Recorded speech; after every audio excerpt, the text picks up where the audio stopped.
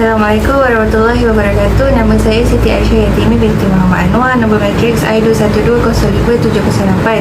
Saya akan membentangkan tentang pengenalan adat dan patah larang masyarakat Melayu. Adat. Apa itu adat? Dalam Kamus Dewan edisi keempat 2005, adat membawa maksud peraturan yang diamalkan turun-temurun dalam sesebuah masyarakat sehingga menjadi undang-undang dan peraturan yang harus dipatuhi. Perkataan adat berasal daripada perkataan Arab yang bermaksud kebiasaan, atau dalam kata yang lebih mudah untuk difahami ialah tabiat. Dalam konteks masyarakat Melayu, perkataan adat juga membawa pengertian atau mempunyai maksud yang lebih luas, antaranya ialah daripada M.D. Hooker dalam Harun Dawud 1989.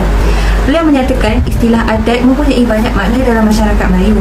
Antaranya, adat merangkumi adab atau tata tertib yang baik, tingkah laku yang wajar, sesuatu keadaan yang lazim dan undang-undang.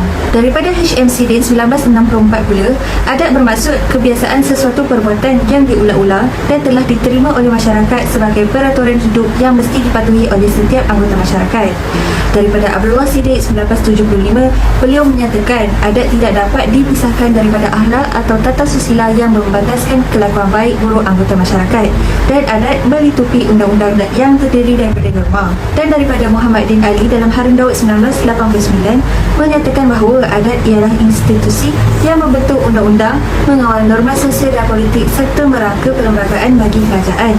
Selain daripada definisi dan pendapat yang telah disebutkan sebentar tadi, juga terdapat pelbagai pendapat dan definisi lain bagi maksud adat dalam konteks masyarakat Melayu, dan berdasarkan pendapat-pendapat dan definisi yang telah dinyatakan, dapatlah dirumuskan bahawa adat meliputi undang-undang dan larangan diraja yang melibatkan hukuman bagi mereka yang melanggarnya.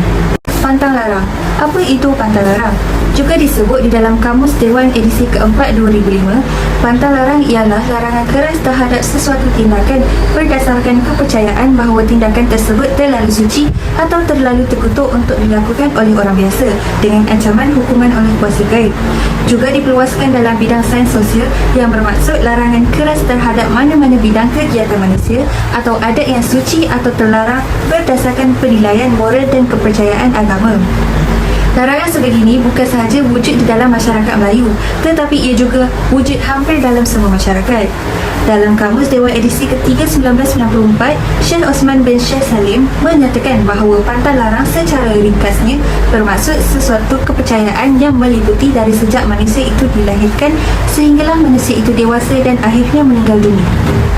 Seterusnya, adat dan pantang larang dalam masyarakat Melayu terbahagi kepada 4, iaitu kelahiran, perkahwinan, kematian dan juga amalan harian. Masyarakat Melayu memang kaya dengan adat resam dan pantang larangnya yang tersendiri. Adat resam merupakan adat yang diwarisi oleh sesuatu masyarakat secara turun-temurun oleh nenek moyang bagi mengekalkan tradisi kaum. Ia juga merupakan undang-undang atau hak yang tidak tertulis dalam sesebuah masyarakat. Itu sahaja daripada saya bagi pengenalan adat dan pantang larang masyarakat Melayu.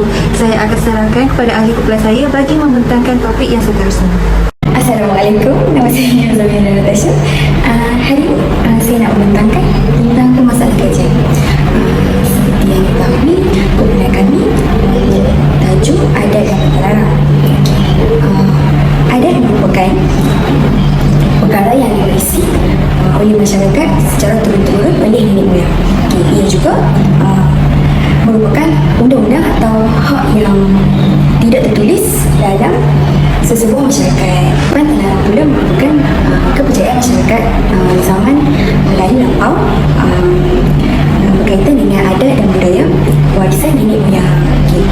Pantang larang adalah sesuatu yang mengikat kita daripada melakukan perkara buruk disebabkan pantang larang tersebut.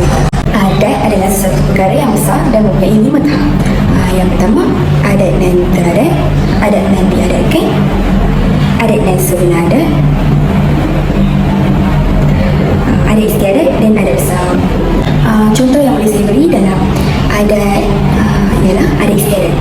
Adat istiadat ni merupakan ritual-ritual yang sering digunakan mengiringi sesuatu majlis rasmi seperti adat kahwin, pertabanan raja dan sebagainya. Bagi pantang larang dalam masyarakat Melayu pula ada 4 jenis, iaitu kelahiran, perkahwinan, kematian dan amalan harian. Bagi pantang larang yang boleh saya bukakan tentang amalan harian.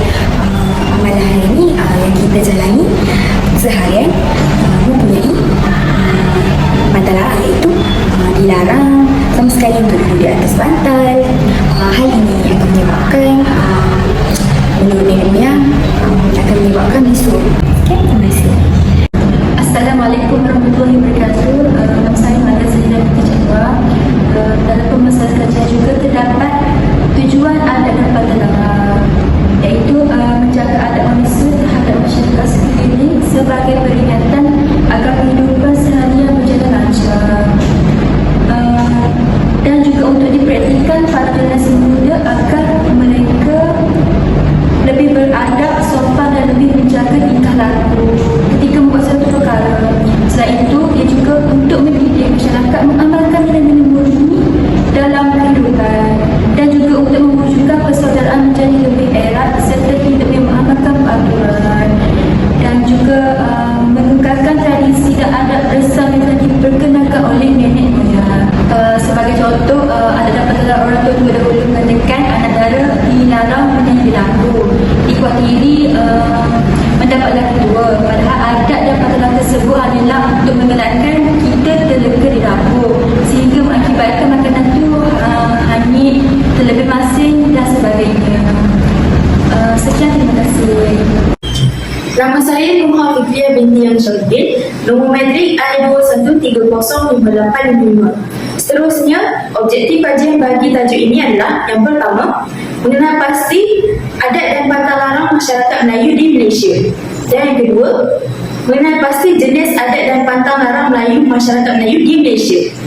Nama Ainul Afifah Binti Ahmad Mira, nombor matrik I21305920. Objektif kajian yang terakhir ialah yang ketiga, menjelaskan tujuan adat tentang larang yang digunakan oleh masyarakat Melayu. Baiklah, saya akan menerangkan kaedah yang digunakan. Terdapat 3 bahagian. Yang pertama, rujukan. Yang kedua, pemerhatian. Dan yang terakhir sekali adalah tunjuk ajar. Jadi dalam kaedah rujukan ni, kami telah mencari bahan ilmiah dan sumber dari internet bagi mengkaji adat pantang larang dalam kalangan orang Melayu. Seterusnya, kaedah ini sangat berkesan kerana pelbagai maklumat mengenai pantang larang mudah didapati.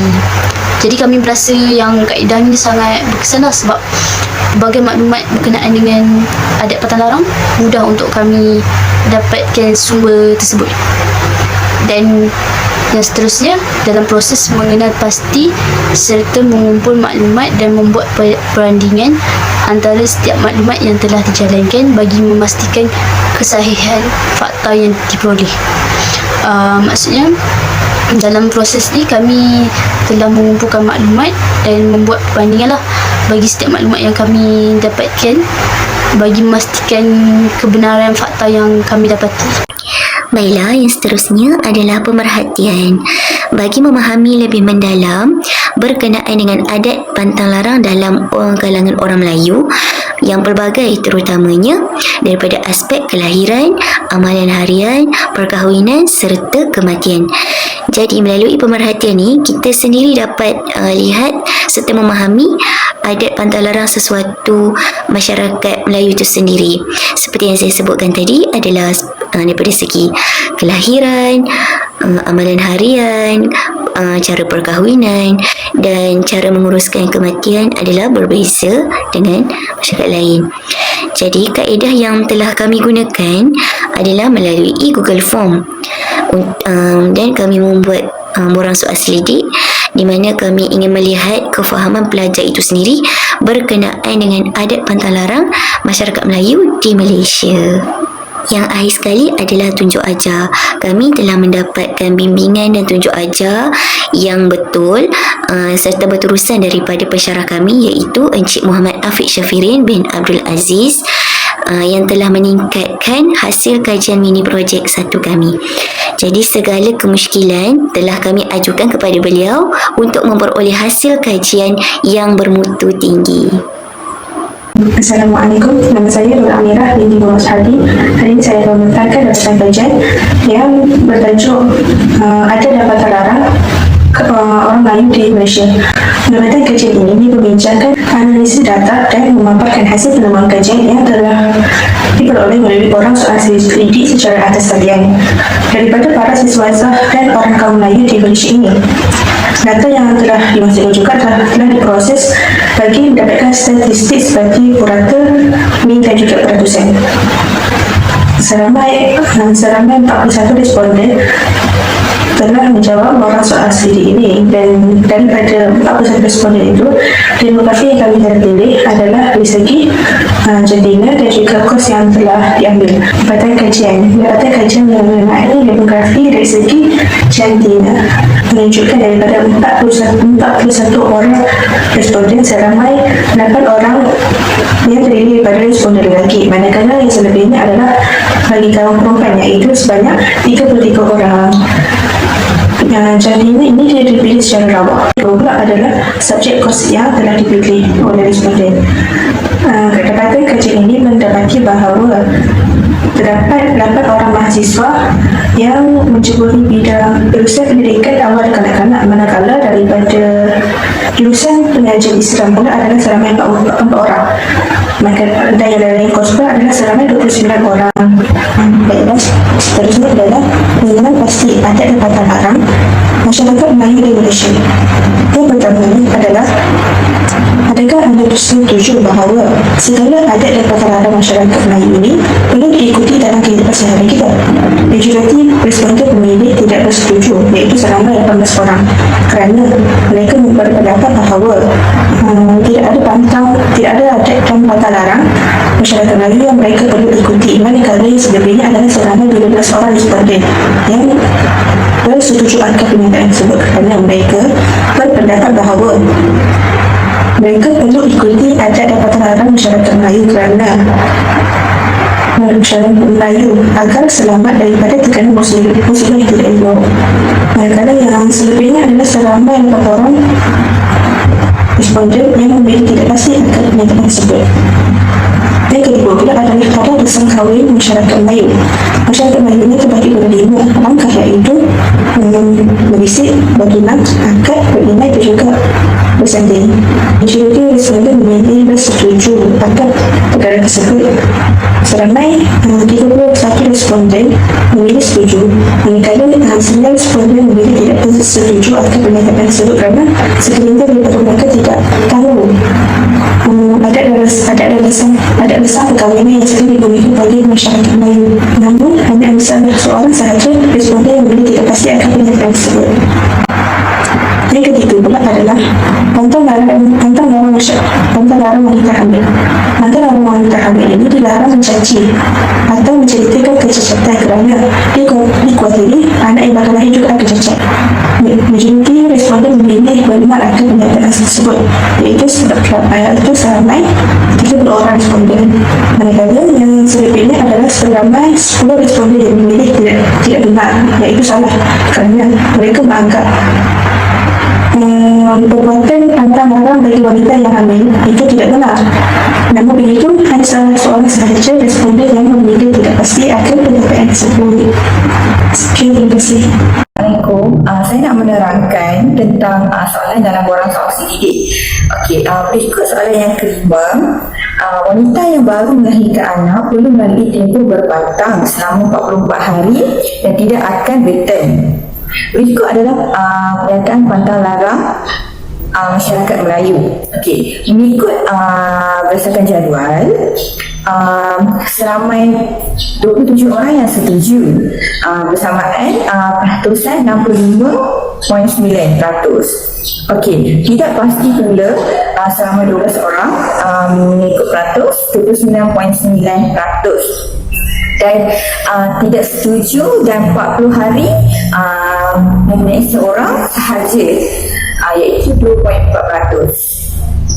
Seterusnya, soalan pada pendapat anda, adakah berkaitan tersebut dalam jenis-jenis peristiwa adat dan pantang larang masyarakat Melayu? Okey, seramai 7 orang yang setuju, iaitu 19.5%, dan Tidak setuju 23 orang, iaitu 56.1%, dan tidak pasti selama 10 orang, 2.4%. Okey, seterusnya,